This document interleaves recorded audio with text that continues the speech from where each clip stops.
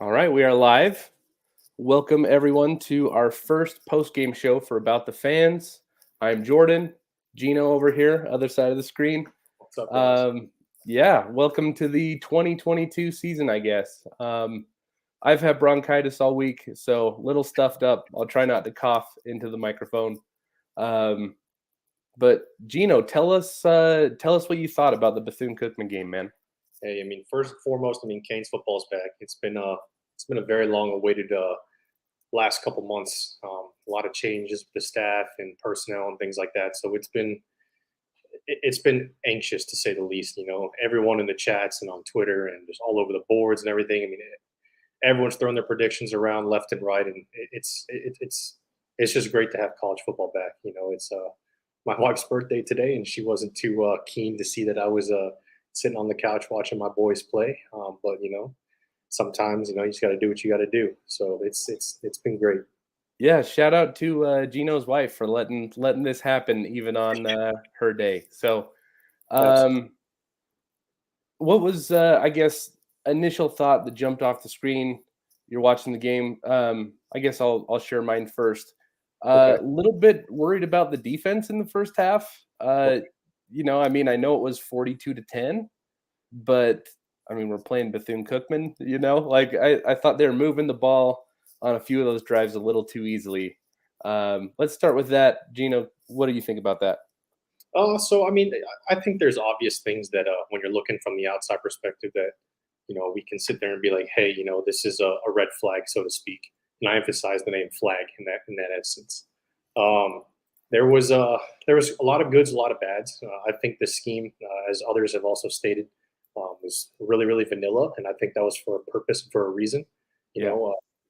Coach Mario is a absolute warrior when it comes to brilliance in the basics and basic fundamentals. So I think the scheme coming in both on offense and defense was we want to execute our base formations in our base defense as thoroughly and as just to the best of our ability. And there were a couple mistakes, but that's expected. Regardless of the level of talent that we played. It's egregious to think that we would come out there and play perfect football. So, there was a couple other things too. I'd like to start on the defensive side of the ball because I think that's probably the longest talking point. Okay. I think we can all agree that offense was pretty decent, pretty good all the way around. Defensively, I like the execution in most aspects. I think there's definitely some vast improvements from last year so far that we're already seeing that can be highlighted. I think the overall pursuit and the angles taken by the defense has greatly improved. I think tackling has improved tremendously. I don't think it's great yet. I don't think it's good yet, but I think it's definitely improved. Yeah. And that should definitely be something noted. I think the D-line did a very, very good job at staying gap sound. It didn't seem like it was just straight bull rushes or just trying to, shoot. They weren't supposed to. We did a pretty good job at stopping the run for the most part. D-line had some really good penetration throughout the game. A lot of young guys got rotated in there and made some flash plays. Leonard Taylor stood out. He seemed like he was in the backfield every single play. Keem Messidor, awesome player, did a really good job. Yeah. I think the linebackers have improved. I don't think they're where Coach Criswell wants them to be yet, or Kevin Steele wants them to be yet. Were you surprised that it was Steed and Flag getting the starts today? I was actually really, really taken away by that. Everything that we've read kind of indicated that maybe Caleb Johnson and Keontra, or Caleb Johnson and Wayman Steed would be the 1-2 punch kind of thing. But I think that's just more of a corporation to the scheme itself. I think a lot of the schemes that we're trying to run are like a plug and play kind of thing where you can stick those guys in there and they can see some kind of success. Yeah. Okay, so how it's our first game. It's a cupcake game. We have a new staff. Yep. What do you have to say about the idea of not getting too low or not getting too high when you see a game like this? So I think most of us fans, and I'm not going to be a hypocrite because I'm one of those as well. We anticipate that, with the level of coaching staff and the caliber of players we've brought in to include transfers and transfers and other things like that, that we expect a ceiling, of like a no-failed mission of some sort, but we have to understand that this is the first test they've had to implement, pretty much every new coach on both sides of the ball outside of onesies and twosies. Yeah. There's brand new schemes on both sides of the ball. There's a lot of brand new players, and we have to get those reps in, whether it be mental reps on Green Tree or the physical reps on the game field, to sit there and actually be able to execute and really dig into what this team identity is. Okay. Okay. Thoughts about Tyler Van Dyke today? I mean, Tyler is lights out. I mean, he was super efficient. I believe he finished 10 of 13 for like 170, 180, and two. Yeah. I mean, don't quote me on that, but very efficient. Yep. Placed the ball, where only our receivers really had an opportunity to get it. He had a great ball in there to Michael Redding there towards the end. I think it was on his last drive, Yep. where the defender was also in great position, but Redding ended up coming down with the ball. He's incredible. I mean, there's nothing that we can say that already hasn't been spoken about him. Yeah, I was I was kind of surprised to see Redding get the start. Yeah. But very happy for him. Hope he can have a great year. And it was nice to see him pull that touchdown in. So I guess let's do it like this. Let's go each side of the ball, and first we're gonna go offense, and let's go with three guys that stood out to you. Okay. It can be positive or negative. I'll probably go mostly positive, but you do what you feel. So let's go three guys on offense. You start with the first, and then we'll go back and forth. I'll start with Jalen Rivers. I Okay. think Jalen Rivers. I watched him most of the game, just because there's been a lot of talk about him in the offseason, Yep. and even last year up until his injury, he was probably one of the best offensive linemen we had on our team. So I was really excited to see him get out there. I know he had a lot of improvements throughout the offseason based on just reading and interviews and things like that. So I watched him a lot, and he was just moving people left and right. He created a lot of those goals that my second player I would list was able to run through, and just his overall execution was just incredible. Yeah. So it sounds like you're going to say Henry Parrish, who is my first guy. So we'll just talk about him for a sec. Having Jalen Knighton and Don Chaney coming back from last year, I don't know. I didn't watch any Henry Parrish last year at Ole Miss. So I kind of just was like, cool, he's also great. You know what I mean? I didn't expect that we'd need him too much. Yeah. But I was thoroughly impressed watching him run, on different types of plays. He could bounce it outside. He can run through the tackles. He was so explosive getting from the backfield up to the line of scrimmage, hitting the hole with force. And, man, I don't think he had a negative play, did he? I mean, not to my knowledge. That I know. So, it wouldn't surprise me if he's running back one. Like he looked like he fit the bill. I know it's, not the standard level of competition that we're playing today, but man, for everything I saw today, like I feel very confident in rolling with Henry Parrish and, leading our backfield. Yeah. What did you think? Absolutely. It's just going to be kind of a weird tie-in, but I'm going to backtrack for a second. So I was listening to a podcast last night. It was a military podcast about my battalion commander and his deployment in Iraq. And he was talking about like the preparation that they went through before they executed their deployment to Iraq. And one thing that stood out to me that I think can kind of translate to football the most is building habits of action that translate to habits of execution. And when we talk about habits of action, we talk about doing the bare minimum, doing the basics, instilling the fundamentals, and executing the game. If you create good habits of action, i.e., lining up in the right formation or on the right side of the ball, you don't jump off sides. You're being patient in the backfield as a runner. Things like that translate to habits of execution, meaning we're going to have more sustained positive plays in the long run. So again, it kind of all translates back to that very vanilla scheme that we had today, which is fine. But I think building the reps and building the muscle memory of executing the very bare minimum basics is going to have a lot of success down the road. Okay. Yeah, I love it. So for player number 3, I'm going to go with Xavier Restrepo. Okay. wide receiver position group was kind of the same as running back. At least how I viewed it is like I didn't really know who running back one would be Right. because we had a lot of talent. Just kind of a lot of guys that were similar in their experience and production, right? I think our running back room is a little more advanced than the wide receiver room. Yeah. But Xavier Restrepo looked every bit of a wide receiver one today, in my opinion. Had that beautiful, catch down the field over his shoulder from Tyler Van Dyke, perfectly placed ball. Had the run after the catch. I think it was 62 yards in total. Man, he looked good today, and I think the chemistry between Tyler Van Dyke and Restrepo will show up, every few plays while we're watching this year. Absolutely. Yeah, there's definitely that chemistry there, as you said, and there's got to be someone that steps up. We read all off season about issues with drops and things like that. I mean, I think the wide receivers played phenomenal today. Granted, we have to keep resorting back to this is supposed to be a game that we play in the way that we just played it.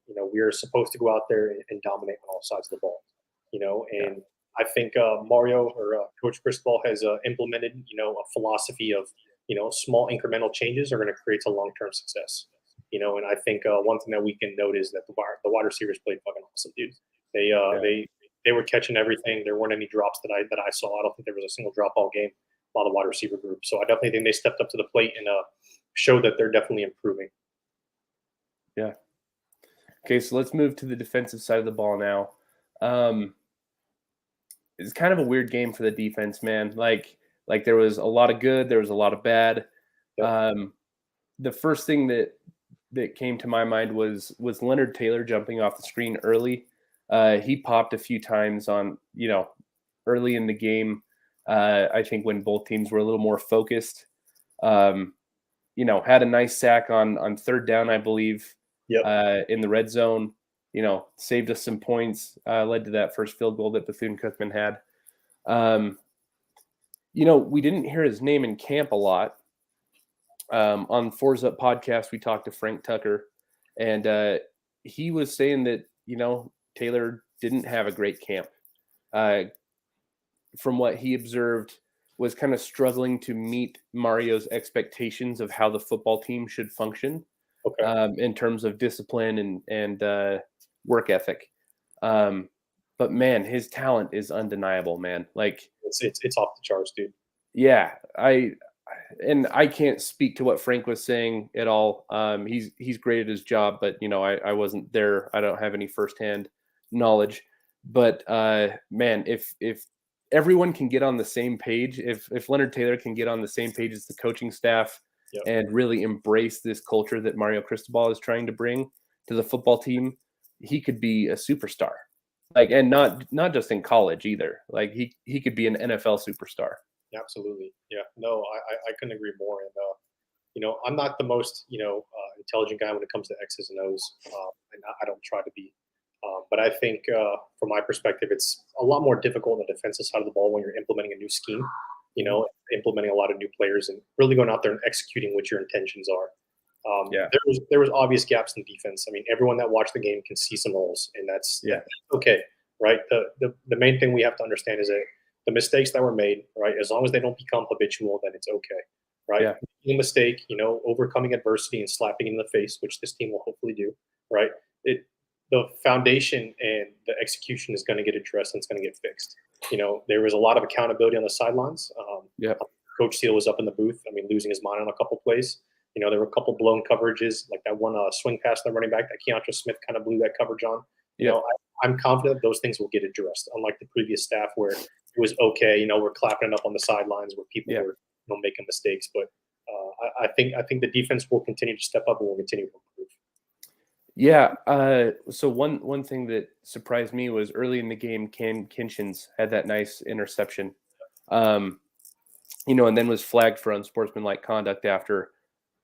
I was interested to see what the sideline reaction would be. I feel like under Manny Diaz, the chain would have come out. It would have been kind of a party on the sidelines. It was a really impressive catch by Cam Kinchins. Great play. But they pan to Mario and he is losing his mind, like vein popping out of his forehead, just really upset that we gave up those yards. And I loved it. Yeah, I was surprised though. it's weird to see, and the thing Yeah. is, those things should be common. When you're Yeah. talking about Miami football and the level of talent that we should be playing to, level of execution we should be playing to, and recently it hasn't been there. We've had a JV type team. Not in terms of talent. We've consistently had talent. But Yeah. we just haven't had the mindset of being a winning football program. And it starts with the little things like that, with the discipline on the sidelines. Yeah. Well, I think part of it is that, the celebrations and the swag, if you will, is so tied to our past image of greatness. Yep. That it's almost like it's inseparable from our identity as the Miami Hurricanes, right? And that's probably why I was a little bit surprised is that's kind of Mario's thing. Like, he was there, he was a player, he won too as a player. He, coached with Larry Coker. He, was under Jimmy Johnson and Dennis Erickson. And yeah, so I guess, I was just kind of surprised to see the discipline come down so hard early. But I would assume that after sustained excellence, Yep. when everyone knows, when that culture is present, when he's not teaching a culture anymore, that there will be more. I guess it's different if you're blowing out a team in the national championship and you Yes. celebrate like that versus the second drive of the game against Bethune-Cookman, and they just went down the field on you the previous possession, right?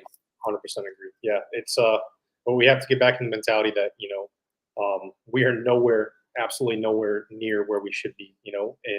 In terms of competing for a national championship, we have a pretty talented roster, right? But we continuously, the last 15, 20 years, we've played in the easiest division of the ACC and have still produced absolutely nothing. No ACC championships.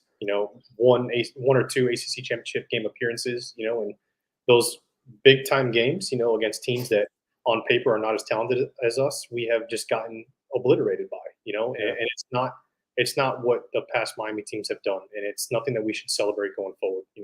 We have been mediocre and the joke of college football for a very long time. We've played to this prominence of, oh, look what we did in 2001. Look at all of our Hall of Famers and all this stuff, but we have nothing to show for it the last 20 years. We averaged 7 wins over the last 18 years. That's nothing to beat your chest about, especially with the inferior amount of opponents that we have. Our division again is an absolute joke. It really is. And every year we don't play Florida every year like Florida State does. And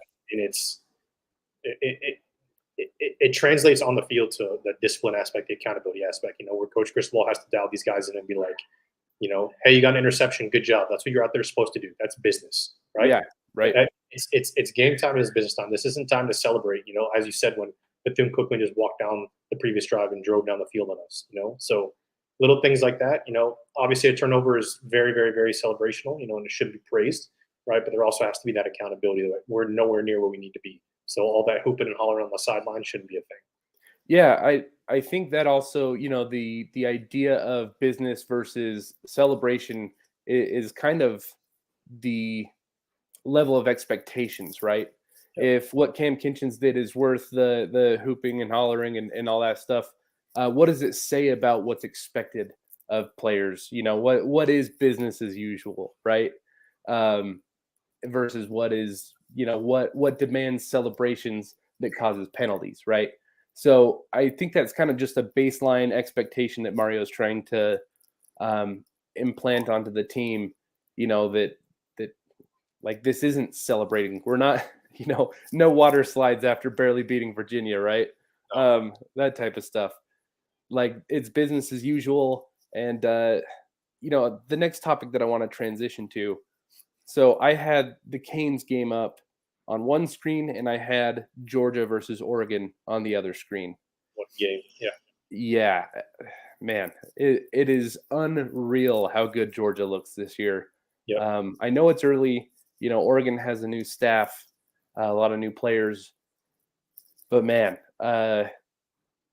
it's weird to say, but Georgia dominated Oregon Yep. more thoroughly than we dominated Bethune-Cookman. I wouldn't disagree at all.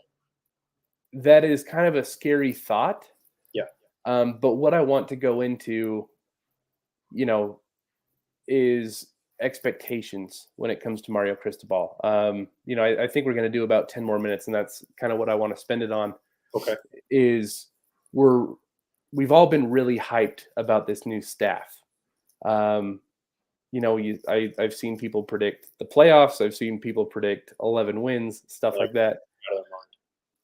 Yeah, and not trying to talk down about Mario at all. This is kind of something that Marsh and I have been pushing on Fours Up, is like everything great that has happened this offseason isn't a short-term results move. No. They've all been great moves, but they've been foundational pillars, right? They have been the framework that we can build a championship program on top of, right? And that doesn't happen in season one. So I guess let's talk about that idea, and I would like to hear your thoughts. But how far away, watching the Georgia-Oregon game, tell me how far away we are, man. We're very far away. I'm actually gonna shout out two people because I was actually in a discussion with this about them earlier. But Ricardo Cannon and Mike Langston, both FSU alums, both two close good friends of mine.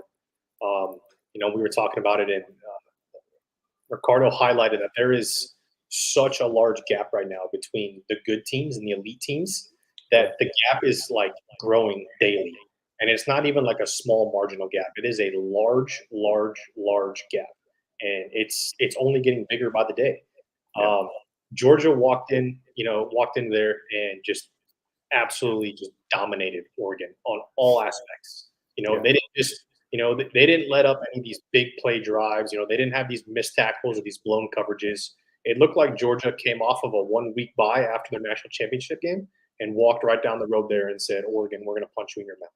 And they executed to perfection, and that is a testament to their coaching. That is a testament to their foundation that they have. And it's a testament to the level of players that they've recruited, whether that's, through NIL or dropping some big money bags. But, they have the foundation there. And a lot of these big teams in college football, they have a foundation. They've had a foundation for years and years and years. Miami is just now pouring that concrete foundation to start building from here. And it's not even dry yet, right? We have such a long way to go, Yeah. And this whole, we could go to Texas A&M week 3, go to Kyle Field and beat them, and we're still not anywhere near where we need to be, in terms of facilities, in terms of stadium, in terms of talent, like we have a tendency, and myself included, have a tendency to be blinded by fandom, right? Because we see some of these games, we see some players perform, and we're like, hey, we're a top 5 caliber roster. We're a top 5 caliber team, and then we show our ass, we show our butts off in these big time games, and we just get dominated and we're back to square zero. So I think this year is a good foundation year. We're gonna get the fundamentals down, and we're gonna grow each year from that. I'm confident in Mario's ability to recruit. We're gonna bring in the right players, I believe. But it's a matter of developing them, keeping those guys home, and continue to execute from there. But we are in no way, shape, or form anywhere near one of those top programs in college football. Not by a long shot. Yeah. Thinking back to Clemson, because they were a program that showed how this process can be done, right? Building from scratch and working your way up to the elite. Building that championship pedigree and that infrastructure. So when we've been at our height in the last 5 to 10 years, we're thinking 2017, 2020. Was that the year that we went like 8-4 with Manny or something? 8-3. Yeah. We were a paper tiger, if that's an appropriate term. Oh, it's very accurate. In the sense that we looked really great against average teams, but every time like we had to test our mettle against a team with infrastructure, a program of pedigree, it looked totally the opposite. 100%. And I think of the way that Clemson did it. So we had 2017 and 2020. So that's 2 years. They weren't even back to back. Clemson had like 5 years like that in a row. Yep. Like that was them ascending the mountain, right? All those teams with Taj Boyd and Sammy Watkins and stuff like that, Clemsoning, right? That was a verb for a while for teams like 2017 Miami Yep. that little high on their horse, and go in and play Clemson the ACC championship and get their teeth kicked in, right? Yeah. Like Yeah. that was Clemsoning for a long time. So we might have to be that team. We might have to go through the Clemsoning phase Yep. for like 3 or 4 straight years while we are laying those foundations, right? There might be some games we could go into Texas A&M and lose by 50 points, and it's the process. That's part of the process, man. Yep. Yeah, I couldn't agree more. And we have to channel our expectations to be realistic. And again, there's so much hype right now inside that program.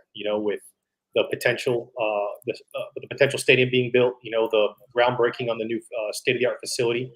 That's coming along good, and those are all good things, right? But we also have to see that we are so far behind basic programs in college football when in terms of everything, right? Something as simple as a stadium. I'm not opposed to us being in Hard Rock. All right. For those on the outside, right, in the big college towns like Tuscaloosa and Tallahassee and Gainesville, right? Yeah. Those stadiums, those colleges are all they have in that town, right? So they have the availability, they have the logistics to be able to take a stadium and put it on campus, right? Yeah. Anyone who's been to Miami knows that anywhere in Miami is a 30-minute walk, no matter if you're trying to go across the street, right? Because it's so crowded, so overpopulated, and things like that. So I do think the foundation is being poured and it's being laid, right? It's getting leveled out right now, but we have to channel our expectations to be realistic and understand that this is going to be a long year. This is going to be a multi-year process, right? This is going to take time to develop, right? To get the talent in, right? But to continue to improve. And there's going to be a lot of times where we're going to get slapped in the face with adversity. We're probably going to drop some games that we shouldn't. Like, let's be real, right? And that's okay, right? But what is not okay is that we take those adversities and we take that adverse character set and we let it translate and become habitual down the road. As long as we are improving on a week-to-week basis, right? There is an ability for us to be hopeful and for us to have a gainful understanding of what the coaching staff is trying to do. Yeah. So with that being said, we're coming up on the 30-minute mark, which is what we were shooting for today. Yep. Let's close up by I want to ask you, now that we have game 1 behind us, what is your prediction of our record this season? And if today shaped it, feel free to tell us why. So I'm not going to tell you what I think my record prediction will be. I'm going to explain why I think our record should be a specific number. I think our floor should be 9 wins. Okay. And that is based on not so much of what I saw today, but from what I saw from the other teams in our division. Yeah. Week 1 is always a grind. You're either there or you're not. And what's good about that is a lot of these teams that drop games early or struggle early on tend to have a performance where they improve consistently on a week-to-week basis. Right now, I think, again, I will continue to say that I think our division is absolutely trash, right? We have a very, very, very easy schedule in our favor, and we've consistently underperformed it. I think with the way the teams in our division have played, I think a 9-win floor should be the absolute minimum. And that kind of translates back to, I think we're probably going to drop one game that we shouldn't on paper, whether you look at the overall sheer talent and things like that. I would like to say we're going to walk into Kyle Field and beat them, but I mean, that's probably not going to happen.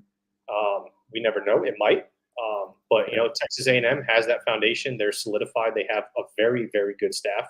I mean, Coach Jimbo Fisher is arguably one of the greatest coaches in our generation. They have the talent around them, but I think 9 wins should be a pretty reasonable floor to go off of. And I think anything better than that is just, contrary to good coaching and good player development. Yeah. And, just a quick comment on Texas A&M, that process that we were just speaking of discussing, they're a few years ahead of us in it. They've been pouring the money into the program. They've been recruiting at a high level. So I'm not going to feel too bad if they, make us look lesser than them when we play, because, we have Cristobal, who's an elite coach, but, they got Jimbo in there like 3 years ago. Yeah. So like they're just further along in the process than we are. So that game will be interesting. Yeah. I would like to see that we can just compete, right? If we Yeah. lose, so be it, right? That's expected. Yeah. They're a far better team in all aspects, Yeah. and I just want to see, us be able to hang in the game and compete a little bit versus in recent past when we've gone into a big style game, we get down, one or two scores and then the players let their heads hang, when Yeah. adversity comes up and it ruins the rest of the game. So I think just going in there and being able to compete would be a great improvement for us overall. Yeah, no, I couldn't agree more that that's also what I want to see us avoid. Hopefully, that is the type of thing that Mario can curb while he's here. So back to what you were saying about 9-win floor, I could not agree more with that. My prediction was 9-3. Today made me a few weeks ago I said 8-4. Okay. Last night I was feeling good about 9-3. Now I'm somewhere I'm like in the 8.5 win range. Yeah. I agree that 9 wins should be like that would be acceptable. 8 wins would be borderline unacceptable to me. Yep. Not that I would, call for any coach's heads or anything. No. Way too early. But I think the program as a whole would have to look in the mirror and be like, hey, this wasn't good enough. Like we had every opportunity. 8 wins wasn't enough. Let's do better next year. That being said, after watching today, man, I think there's going to be at least one game that we lose that we should not. Yes. And there's a very good chance that there's 2 games that we lose that we should not. Yep. So I'm going to kind of hang my hat on 8.5 wins. Hopefully we get 9. Yep. And maybe things tighten up a little bit. We have an incredible staff, so maybe Kevin Steele can kind of tighten the screws a little bit on the defense, and we win 10. But for now, watching our linebackers just made me remember last season. And man, if they don't figure it out, like we're gonna win. Yep. We're gonna go 8-4. We're gonna lose some games that we shouldn't because we don't have the execution. Yep. I think that's fair. I'm really excited to see practice this week or to read, hear, talk about it, watch interviews. Because one thing I'm excited to see is I'm excited to see an adjustment, right, and scheme and techniques and personnel, right, because it's okay that these guys made mistakes. All right, it's going to happen. And anyone who came into this week expecting us to play a perfect game on both sides of the ball is an absolute moron and should never talk about college football again, right? But what we haven't seen in years past is we haven't seen improvement on mistakes, right? So I want to see the issues that we saw today on the defensive side of the ball. I want to see, I want to see a better red zone execution by the offensive line because that was probably the one tweak I had on offense that I didn't really like too much. I think the offensive line did a great job all game. I mean, I don't think they allowed a sack at all on Tyler Van Dyke, but our offensive line in the red zone, I think, could do a little bit better, which is fine. There's always going to be things to point out, but defensively, I'm excited to see the coaching staff, dial in on the fundamentals, go back to the basics, and really reinforce a lot of the good habits that we've seen so far. Cool. Yeah, man. Well, let's wrap it up for today. It was a good week 1 of the post game, powered by About the Fans. So yeah, make sure you guys check out aboutthefans.com. Going forward, if you order on aboutthefans.com during our show, use the promo code postgame, get 10% off. Thank you for tuning in to our first show, and we will be back next week for Middle Tennessee State. Is that correct? Yes, sir. All right. Sounds good. See you guys then. Take care, and thanks, Gino. Thanks.